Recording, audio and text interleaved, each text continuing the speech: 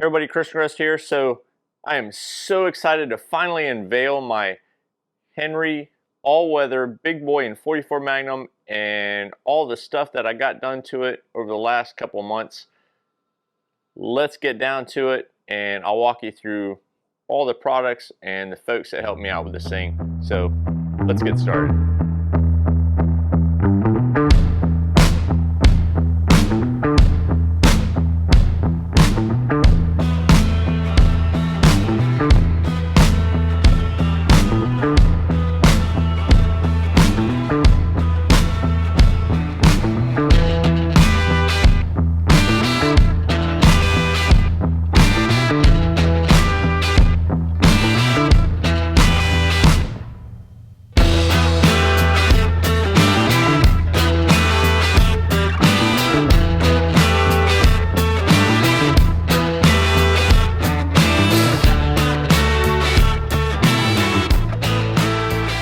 Alrighty folks, so let's get into it. So first things first, this guy is unloaded and clear and safe. Nothing in the mag tube, no ammunition anywhere to be found, nothing in the chamber, of course. I know some of y'all have seen this thing in some of my social media posts and whatnot. I did a couple short videos and whatnot as well. So this is my Henry all-weather big boy in 44 Magnum in its kind of final configuration, unless I decide to change something on here. So I know a lot of y'all heard me say that I wanted to get an Henry X model, and unfortunately the X models were a little bit hard to come by, and I saw this all-weather model here show up in stock over at Brownells, so I went ahead and picked it up from Brownells and decided to kind of go down my own path. Big thanks to Pat RMG for helping me out with all my questions, as well as Ranger Point Precision for the parts. So let's go ahead and start going over the rifle tip to butt, and I will explain exactly what I did here. So first things you're going to notice right off the bat is that this guy does have a shorter barrel than factory. The factory barrel on this thing is 20 inches, and I wanted to have the barrel threaded, but I also wanted to have it chopped down to more handier length. So this is right around 16 inches, I believe, 16, 17 inches. I had to have the tenon for the mag tube remilled, and I was having a hard time finding somebody locally to handle this sort of work, so I ended up sending it off to Mad Pig Customs. I originally only wanted the barrel shortened and threaded and the mag tube shortened as well.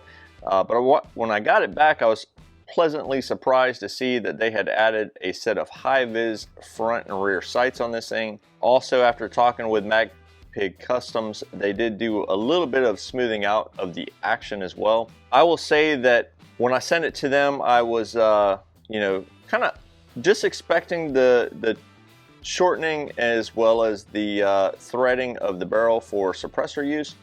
And you know, they went above and beyond and did some extra work that I had not anticipated. Like I said, these sights and a little bit of smoothing out of the action. So much appreciated them. As you start to move back here, you can see I have a aftermarket handguard here, and this is from the great folks over at Ranger Point Precision.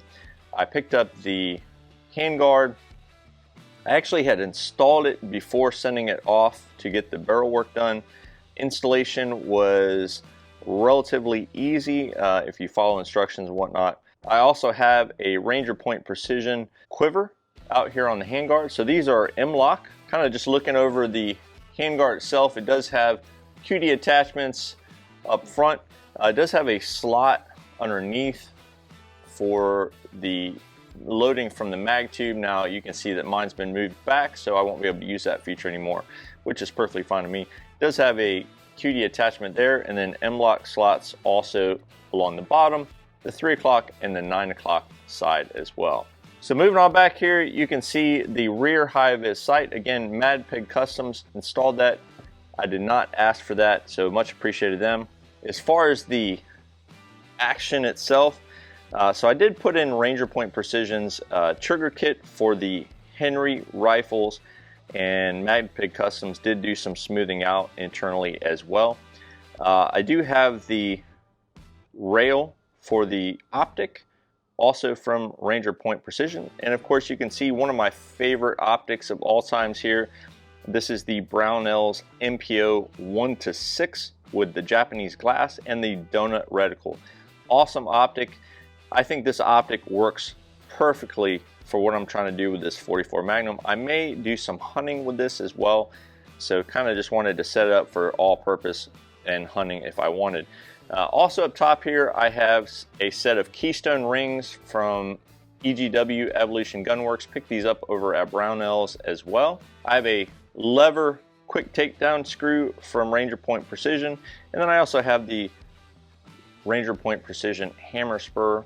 So you kind of need to have a hammer spur if you're going to have an optic. So with lever action rifles, you want to install your optic very low, and without the hammer spur on the side here, it would be a little more difficult to activate the hammer. I did swap out for the large loop lever.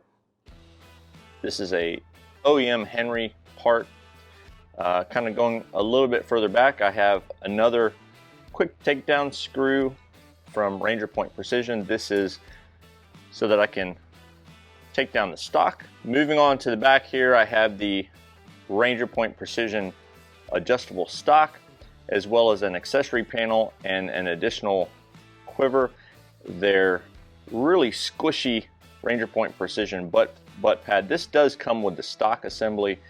Pretty cool setup. So let's go ahead and talk about shooting this thing. So I've had it at the range a little bit since having everything set up as you see here, using a Rugged Suppressors Obsidian 45 can on the end of here. This thing is such a soft shooter.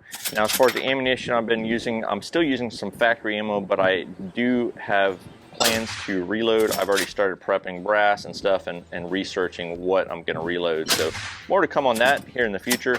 But I will tell you, with the work that was done to this, the Ranger Point Precision parts, the butt plate, the handguard and all that, this thing is ready to rock and roll. So whether it's for a home defense type setup, or for hunting, or just casual plinking or tactical shooting, this thing is absolutely awesome. I was a little kind of undecided how I was going to like it when it was finished. I had been wanting to do a modernized lever action for quite some time. You know, I've been bugging Pat for a couple years now, asking him questions, and you know, finally was able to jump on board and pick this thing up and just get everything done. It's a very unique rifle set up like this. So this thing absolutely rocks. Can't wait to take this thing out to the range again. I just want to keep on shooting it. Unfortunately, 44 Magnum is quite a bit pricey. I do have 44 Special as well, so can't shoot this. One of the negatives I would say as far as getting the magazine tube chopped down is it did reduce the overall capacity of 44 Magnum. So factory capacity was 10 rounds, and now it's somewhere around 7 rounds or so with the reduced magazine tube.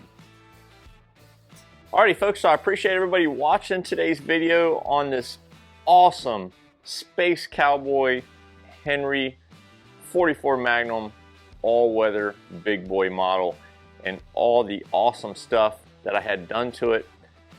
If you have any questions or comments about any of the products that I used or the companies I use for this particular build, please put those down below. I appreciate everybody that helped me in this endeavor. Henry Rifles, Brownells especially, Pat RMG, Ranger Point Precision, as well as Magpig Customs. I look forward to shooting this thing a whole heck of a lot more over the years, and actually kind of thinking about another lever gun already. So anyways, more to come on this thing. Again, I appreciate everybody watching and subscribing, and I will catch y'all in the next video. Y'all take it easy.